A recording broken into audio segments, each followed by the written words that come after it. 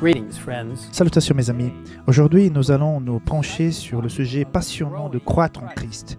Qu'est-ce que cela signifie et comment cela se passe-t-il?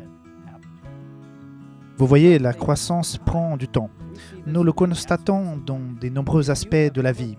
Si vous avez déjà planté un jardin, vous savez qu'il faut du temps et des soins avant de pouvoir profiter des fruits de notre travail. Lorsqu'un enfant naît, il faut de nombreuses années de soins attentifs et de croissance avant qu'il ne devienne un adulte à part entière. L'amitié est un autre exemple. Lorsque vous rencontrez quelqu'un pour la première fois, il faut du temps et de l'engagement pour que la relation se développe. Mais plus vous vous investissez dans cette relation, plus vous vous rapprochez. Croître en Christ est un merveilleux privilège que nous avons dès que nous acceptons l'incroyable cadeau de Dieu, le salut par Jésus. C'est ainsi que nous pouvons mieux le connaître et lui ressembler davantage. Et cette nouvelle vie en Christ commence par une dichotomie étonnante. Elle commence par la mort. La mort du Christ sur la croix rend notre nouvelle vie possible. Dans la précieuse parole du Seigneur, en Colossiens chapitre 1, versets 13-14, nous lisons «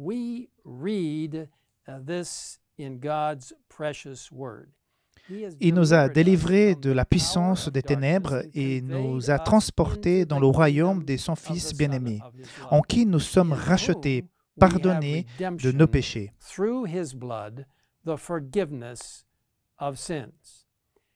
Et Romains 8.1 nous assure « Il n'y a donc maintenant aucune condamnation pour ceux qui sont en Jésus-Christ, qui ne vivent pas conformément à leur nature propre, mais conformément à l'Esprit. » Mais marcher selon l'Esprit exige une autre mort, la mort de soi-même. Dans Galates 2.20, Paul explique « J'ai été crucifié avec Christ.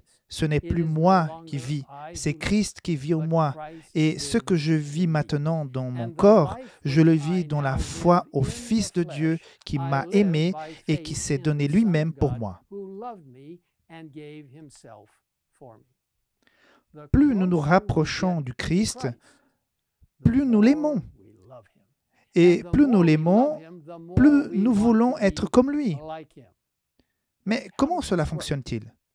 Nous lisons cette belle explication dans Jésus-Christ à la page 154. Quand l'Esprit de Dieu prend possession d'un cœur, la vie est transformée. On met de côté les pensées de péché, on renonce aux mauvaises actions. L'amour, l'humilité et la paix succèdent à la colère, à l'envie, aux querelles. La joie remplace la tristesse et le visage reflète la lumière céleste. Personne n'aperçoit la main qui soulève le fardeau. Personne ne voit la lumière qui descend des parvis célestes. La bénédiction est acquise quand une âme capitule devant Dieu. Alors, une puissance invisible crée un être nouveau à l'image de Dieu.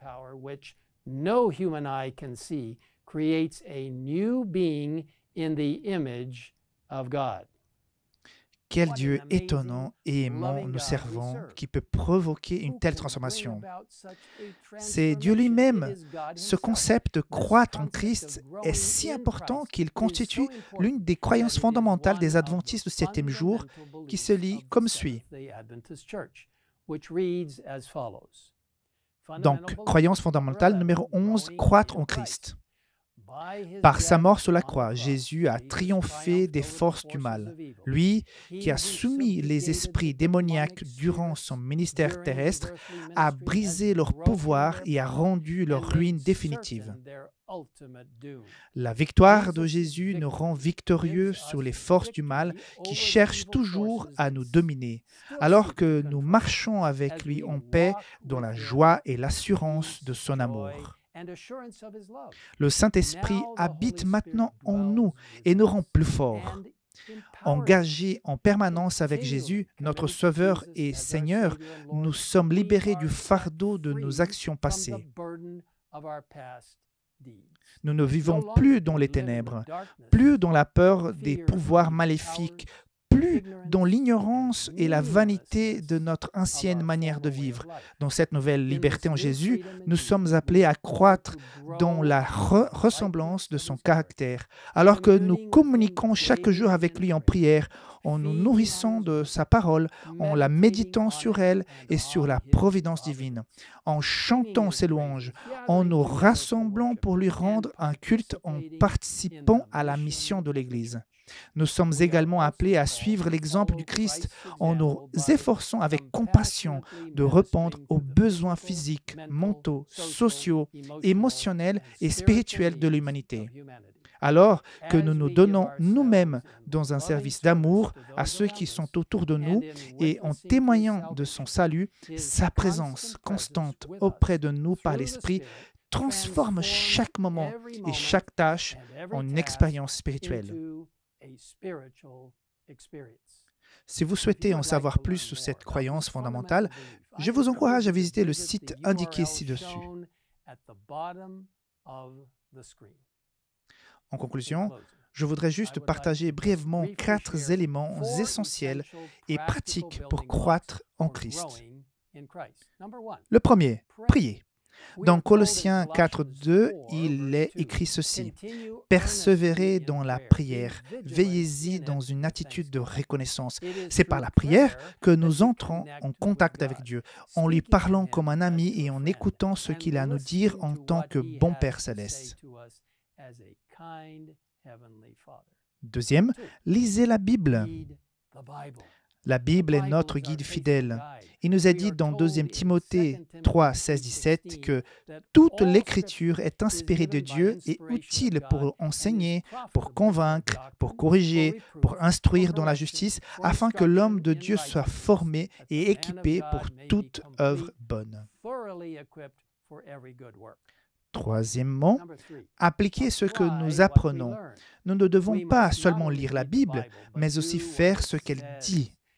Jacques 1, 22-25 explique: « Mettez en pratique la parole et ne vous contentez pas de l'écouter en vous trompant vous-même par des faux raisonnements. » En effet, si quelqu'un écoute la parole et ne la met pas en pratique, il ressemble à un homme qui regarde son visage dans un miroir et qui, après s'être observé, s'en va et oublie aussitôt comment il était. Mais c'est lui qui a plongé les regards dans la loi parfaite, la loi de la liberté, et qui a persévéré, celui qui n'a pas oublié ce qu'il a entendu, mais qui se met au travail, celui-là sera heureux dans son activité. Quatrièmement, rencontrer d'autres croyants. Dieu nous a conçus pour nous encourager et nous renforcer mutuellement. Séparés du corps, il est plus difficile de maintenir un lien spirituel vivant. Ensemble, nous sommes plus forts.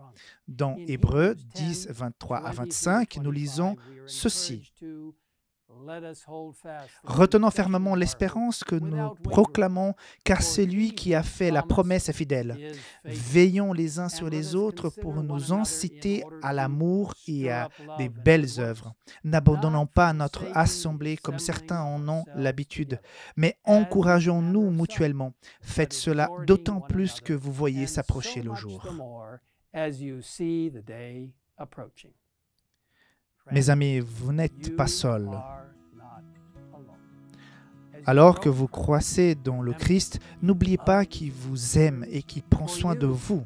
Il est mort pour vous libérer de l'esclavage du péché et pour vous donner le don non seulement de la vie éternelle, mais d'une vie nouvelle en lui, dès maintenant.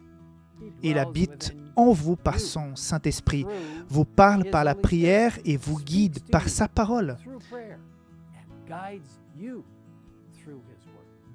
Il vous encourage à rencontrer d'autres croyants et à aimer et servir les autres.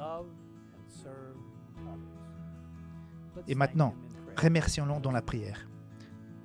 Père Céleste, merci pour cette grande opportunité de nous connecter avec le ciel, non seulement sur une base quotidienne, mais moment après moment, par la prière et par la compréhension de ce que ta sainte parole nous dit.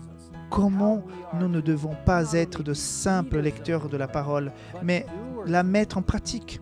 Ainsi, Seigneur, toujours par la puissance du Saint-Esprit, anime-nous, remplis-nous, vis en nous et aide-nous à accomplir ce que tu nous as réservé pour ton Église du reste, alors que nous arrivons à la fin des temps et que nous approchons de la deuxième venue du Christ. Merci de nous avoir écoutés et merci pour le privilège de croître en Christ alors que nous nous connectons avec lui chaque jour en acceptant sa justice qui justifie et sauve. Nous le demandons au nom du Christ. Amen. His sanctifying righteousness. In Christ's name we ask it. Amen.